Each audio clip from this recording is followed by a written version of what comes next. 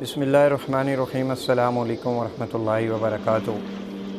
प्यारे नबी सल्लल्लाहु अलैहि वसल्लम को अल्लाह रब्बुल इज़्ज़त कभी कभार ख्वाब में भी उम्मत को जो अज़ाब होना है वो दिखाया करते थे। आप सल्लल्लाहु अलैहि वसल्लम का ये मामूल था कि फ़जर की नमाज के बाद सहाबा से पूछा करते थे कि मेरे सहाबा, तुम में से किसी ने कोई ख्वाब देखा है? और सहाबा कराम रज़ी अल्लाह ताला अन्हु फिर अपने अपने ख्वाब बताया करते थे और प्यारे नबी सल्लल्लाहु अलैहि वसल्लम उन ख्वाबों की ताबीर बताया करते थे। एक दिन ऐसा हुआ कि प्यारे नबी सल्लल्लाहु अलैहि वसल्लम ने फ़जर की नमाज के बाद पूछा सहाबा से, क्या तुम में से किसी ने कोई ख्वाब देखा?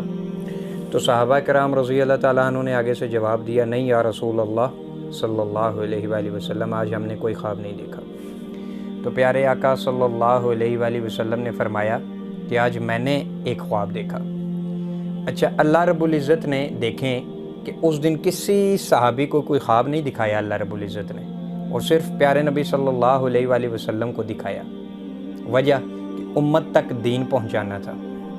हदीस थोड़ी तवील है, लेकिन यकीनन ईमान वालों के लिए प्यारे नबी सल्लल्लाहु अलैहि वसल्लम की कही हुई हदीस घंटों भी हो तो सुनने को जी चाहता है। और बंदे पे ऐसा एक खूबसूरत सहर होता है, ईमानी कैफियत ऐसी होती है कि इंसान कहता है बस प्यारे नबी सल्लल्लाहु अलैहि वसल्लम की कही हुई बातें सुनता जाऊँ। अच्छा, बात को आगे बढ़ाएं। आप सल्लल्लाहु अलैहि वसल्लम ने कहा कि मैंने एक ख्वाब देखा। ख्वाब में मैं देखता हूँ कि दो खूबसूरत नौजवान हैं। एक ने मेरा दाएं बाजू पकड़ा हुआ, दूसरे ने मेरा बायां बाजू पकड़ा हुआ और मुझे लेके जा रहे हैं। मैं जाता हूँ तो देखता हूँ कि दो मर्द खड़े हुए हैं। आप सल्लल्लाहु अलैहि वसल्लम फरमाते हैं कि एक मर्द ने लोहे का हथियार पकड़ा होता है, कोई आला पकड़ा होता है, और आप सल्लल्लाहु अलैहि वसल्लम फरमाते हैं कि जिसने लोहे का हथियार पकड़ा होता है वो जो उसके साथ मर्द खड़ा होता है उसके ऐसे जबड़े में डालता है, और कहते हैं कि आप सल्लल्लाहु अलैहि वसल्लम जबड़े से चीरता चीरता चीरता चीरता चीरता चीरता यहाँ पीछे तक लाता है, गर्दन की जो बैक साइड है यहाँ तक चीर देता है सारा जबड़ा। और आप सल्लल्लाहु अलैहि वसल्लम कहते हैं कि बड़ा ही दर्दनाक मंज़र होता है। और जैसे ही वो जबड़ा चीर के हथियार निकालता है तो जिस शख्स का जबड़ा चीरा जाता है उसका मुंह दोबारा से ठीक होता है, फिर वो शख्स जो हथियार वाला होता है उसके जबड़े को चीरता है। ऐसे ही बार बार करता है। तो आप सल्लल्लाहु अलैहि वसल्लम उन दो खूबसूरत नौजवानों से पूछते हैं कि ये क्या हो रहा है? तो वो नौजवान कहते हैं, या रसूलल्लाह सल्लल्लाहु अलैहि वसल्लम, आगे चलिए। आगे जाते हैं तो देखते हैं जी कि एक शख्स ज़मीन पे लेटा हुआ होता है और एक शख्स उसके सर के पास खड़ा होता है, काफ़ी बड़ा पत्थर लेके, बहुत बड़ा पत्थर लेके, और वो इतने ज़ोर से उस शख्स के सर पे पत्थर मारता है कि हदीस में आता है उसका सर चिपट जाता है, मतलब जैसे कीमा नहीं बन जाता ऐसे हो जाता है।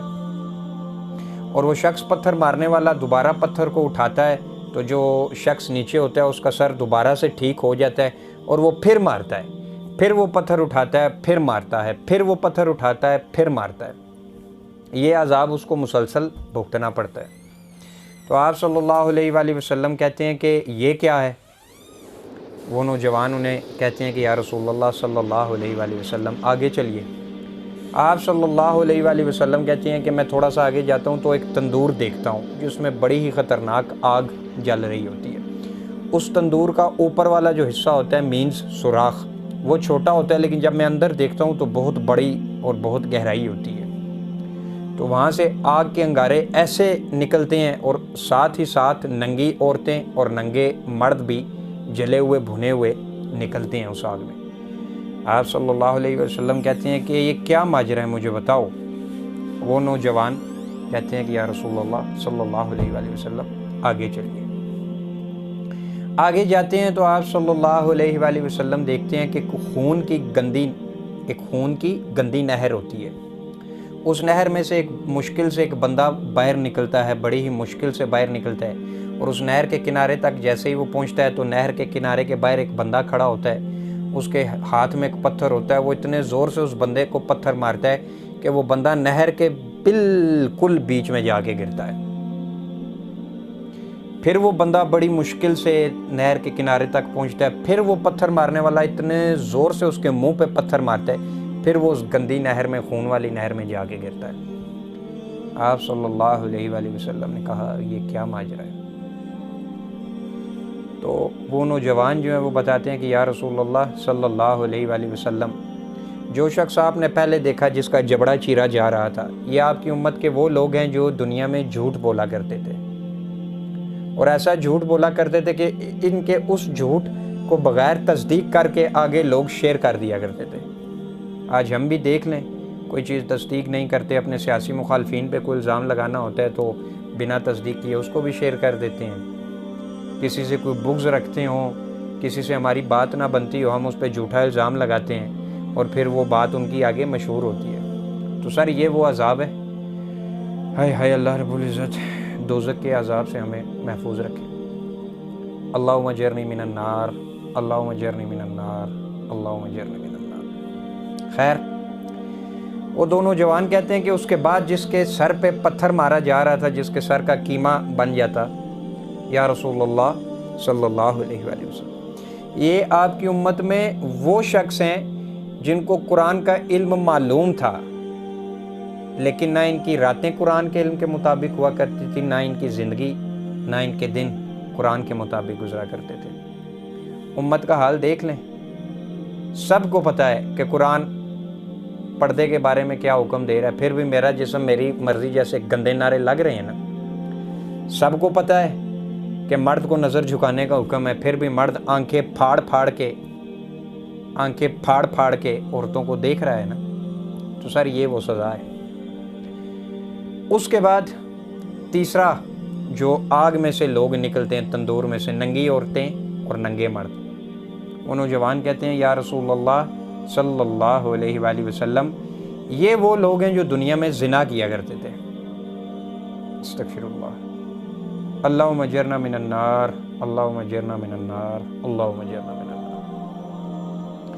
इसके बाद जो खून की नहर में जो शख्स फंसा हुआ है, उसके बारे में वो नौजवान कहते हैं या रसूलल्लाह सल्लल्लाहु अलैहि वसल्लम, ये वो शख्स है जो सूद खाया करता था।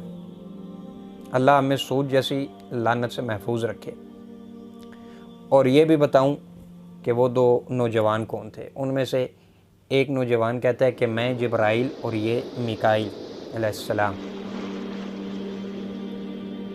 ये थे हज़रत जिब्राइल अलैहिस्सलाम और हज़रत मिकाइल अलैहिस्सलाम। तो मेरे भाइयों, दोस्तों, बुज़ुर्गों, जन्नत इतनी आसानी से नहीं मिलनी, उसके लिए आपको और मुझे मेहनत करनी पड़ेगी। और कोई आप ऐसा कोई रॉकेट साइंस भी नहीं है कि उम्मत कहे जी कि हमें पता ही नहीं मेहनत कैसी करनी है।